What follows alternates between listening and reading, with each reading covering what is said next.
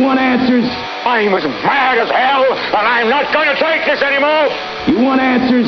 You have offended my family. I think I'm entitled. You want answers? I want the truth. And you have offended the Shaolin Temple. You can't handle the truth. Surely you can't be serious. I am serious. And don't call me Shirley. Radical Rant. All right, for today's Radical Rant, I wanted to talk a little bit more about these bills that are going through various state legislatures with respect to drug testing the poor for unemployment or welfare or food stamps, assistance for families, whatever it might be. There was that story out of Indiana. Their House has now backed drug testing for welfare recipients. They've actually passed a bill out of their House, 78 to 17. Can only get 17 people in the House there to realize how stupid an idea this is. And the representative who wrote it, his name's Judd McMillan. Figured it'd be a Judd.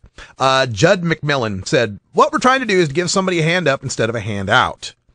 And the way this would work is that those who receive the temporary assistance to needy families would have to take a written test that is used nationally to screen people for potential drug use. Those whom the test shows to have a high propensity to abuse drugs would be part of a pool randomly required to take a drug test. Those who pass the test would continue to receive benefits. Those who fail the first time would keep their benefits, but would have to enter a treatment program at their own cost. Those in treatment who test clean on 2 consecutive drug tests would continue to receive benefits. If they are unable to stay off drugs for 4 months, he said they would lose benefits for 3 months. Then they could reapply and could, if a drug test showed they were no longer using narcotics, get benefits again. All right, I will tackle some of the more obscene parts of that, but I just want to go back to this guy, to the written test part that he's putting into this bill. And there's a very good reason why this little catch is being added. They're not proposing to drug test everybody who applies for welfare. They're proposing to screen everyone who applies for welfare and then only drug test the ones randomly who fail the screening, who turn up to have some propensity, some possibility that they might be using drugs. Now, here's the reason why they're doing that. It has to do with the other story we covered, the Circuit Court, 11th U.S. Circuit Court of Appeals in Atlanta, that upheld a ban on Florida's drug testing.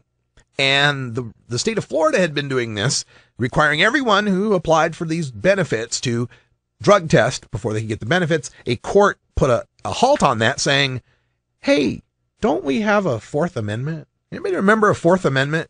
You know, this thing that says we can't conduct searches of people unless we have a damn good reason to suspect they're committing a crime, right? And being poor is not a crime yet.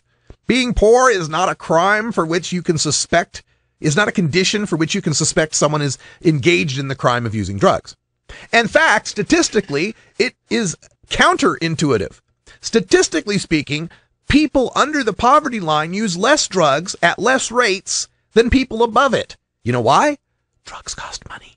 It's a simple economic equation for most people. This is part of the thinking, and it just boils my blood because these people, these legislators, some of whom, you know, are doing fairly well economically, have no clue what it is like to be poor in America. Now, I know everybody gets this Reagan created welfare queen in the Cadillac myth in their head, and it's just not true, folks. It's just not true. When you going to the Kansas bill, they passed. Oh, I'm sorry. Let me finish the earlier thought. Why they're adding the written test part is because the Florida one is unconstitutional because you're testing everybody. They're going to try to sneak this around by saying, oh no, we're not testing everybody without suspicion. Here's people who failed a screening, and that gives us the suspicion, you see, that we need to uphold the constitutionality of this thing. Now, we'll see how that turns out, but again, that's why they're adding this little written test part. Now, of course, I don't know how the written test thing is going to work. I don't know how it wouldn't get out very quickly among the community what answers to give on a specific test to ensure that you can get the money to feed your kids. I'm pretty sure that would get out pretty quick, given that we have the internet and Craigslist and Twitter and Facebook and all these ways of communicating. But nevertheless, this is their idea for making sure that it's constitutional, that'll pass muster. But the other part of this is the fact that the statistics do not bear out what they are testing for. I already mentioned that people that are poor use drugs less at lower rates. That Florida situation where the judge has upheld the ban, the first few months that they did this in Florida, they found that it cost them more money to drug test everybody than what they saved in denying the benefits to the people who failed. They had a failure rate below 3%. It was like 2.6%, something like that. When the failure rate in the general population, by the way, of people that are just drug testing to get jobs is 8%. They were failing at 1/3 the rate of the non-poor people, the non-welfare people. And they found that it cost them more because for the people who would take the drug test, who wanted to get their assistance, they would have to pay for the drug test up front, right? And then if they passed the drug test, that would get reimbursed to them in their first check that they would get, right? So they found that the reimbursement for all these drug tests, it cost them more for that than what they saved in not giving a welfare check to somebody who might have smoked pot a week ago. That's what they found out. So A, it doesn't work, and B, it's not constitutional. And C, you're attacking a population for no reason, which statistically bears less responsibility for drug use in this country. And another thing that's silly about this, in a lot of states, these benefits, specifically food stamp benefits, I know here in Oregon and California and many states, are now distributed via a debit card, an electronic monitoring system, right? Because part of the justification for these guys, these juds out there, is to say, well, we don't want the poor taking our tax money and using it to buy drugs. Well, I have yet to meet the dealer who'll take the Oregon Trail card. They just don't exist, right? So that's a silly argument in itself. But let me get to this one part. There was a comment on the Kansas story that I thought just completely crystallized the way some of these people think. And it's a comment by a man who goes by the name of Roy Batty. Make of that what you will. The senator said that poor Kansans are already embarrassed to seek state assistance and that drug testing will make that worse. And Batty says, translation, if we're going to load them up with cash, let's make sure they know how they can spend it on whatever makes them feel good, just so they'll come back for more. Enabling. Okay, so they're basically getting free everything, and the senator thinks it's outrageous to test them for drugs before picking up their free money that you and I give them.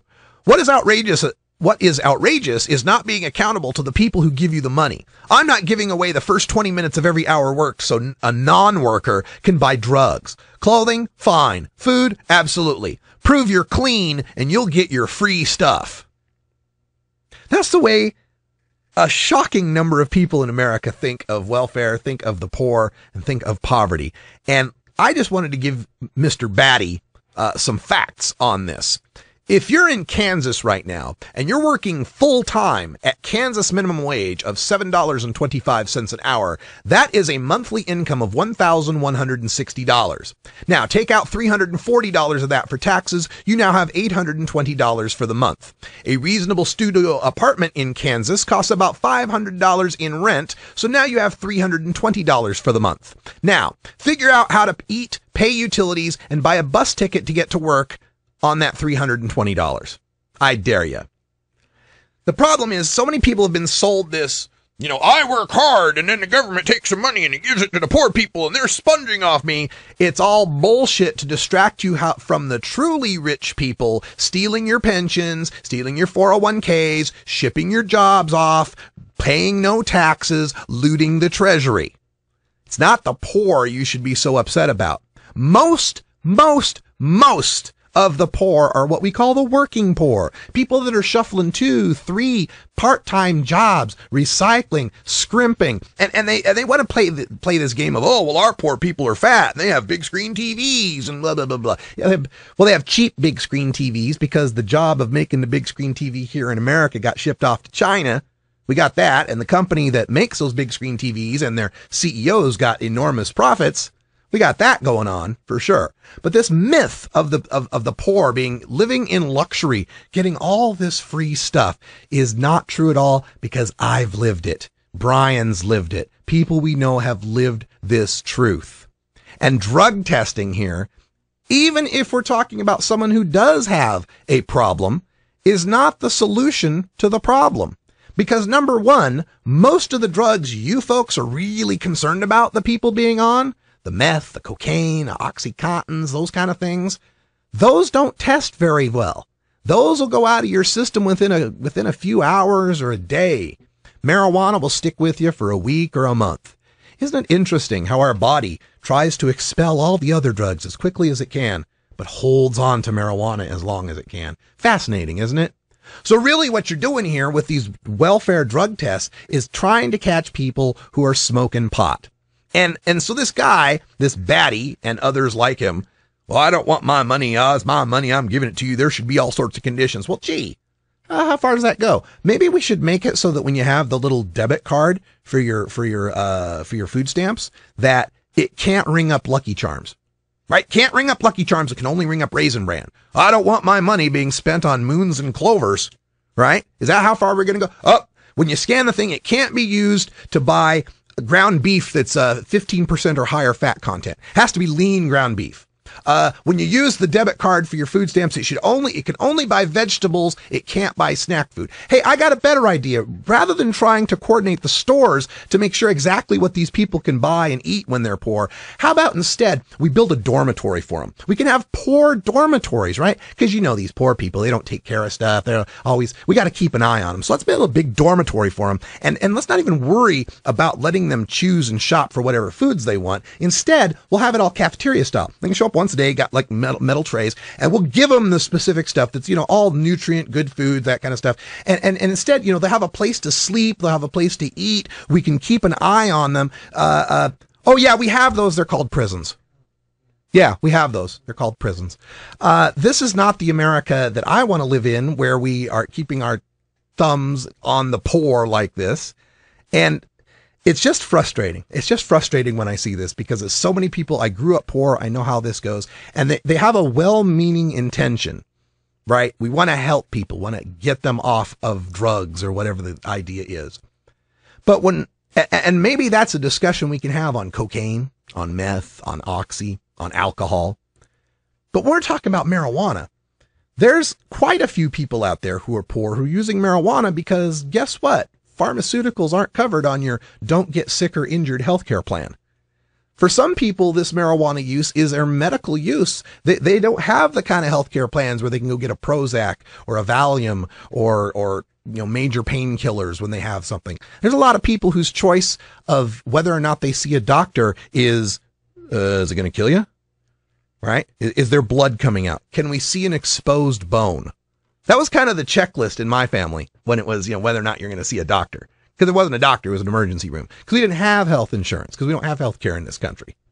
A lot of these people are using marijuana to deal with the basic health care needs and the stress of living in poverty. When you're working 2 or 3 shifts on these minimum wage suck jobs, you got to squeeze in sleep anytime you can. You don't have health care to get an Ambien. Smoking a joint helps you go to sleep.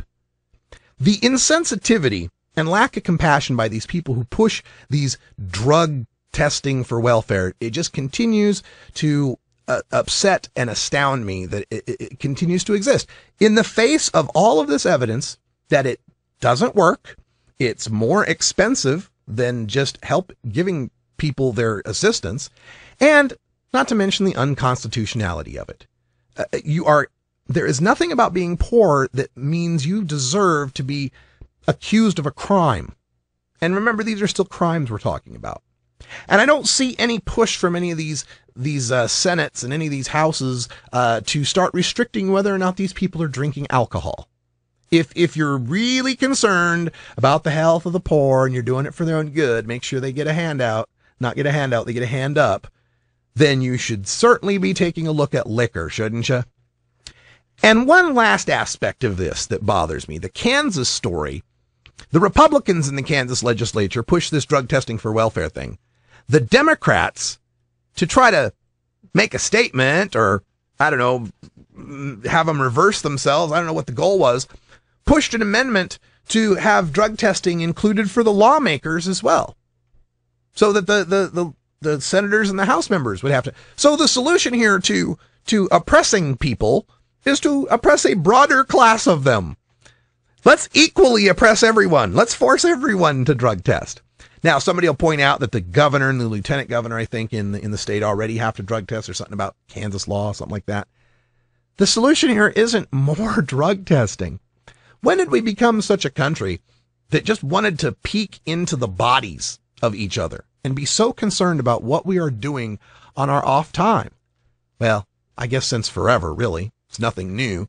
It's just frustrating when you know so much of the truth about cannabis. You know how beneficial it could be to so many people. You know how many people are benefiting from it, that we would take this substance that could be so, and especially when we're talking about poor people who could benefit from it more, a cheap, low-cost, easy way to get medical benefit.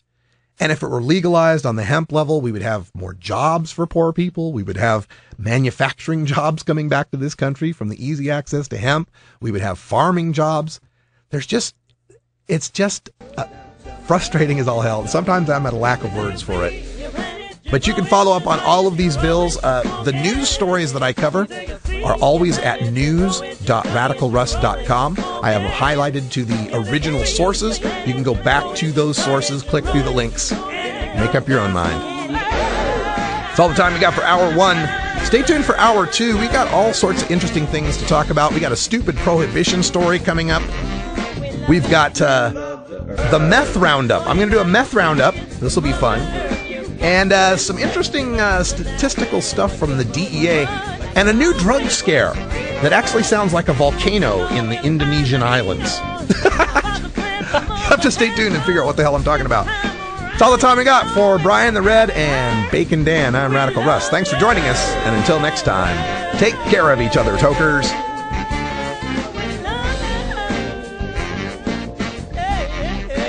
This is the Russ Belville Show. The Russ Belville Show is blogging and podcasting daily at radicalruss.com. You take a seed, you plant it, you grow it, you dry it, you roll it, you smoke it. You take a seed, you plant it, you grow it, you dry it, you roll it, you smoke it. You take a seed, you plant it, you grow it, you dry it, you roll it, you smoke it, and it goes down.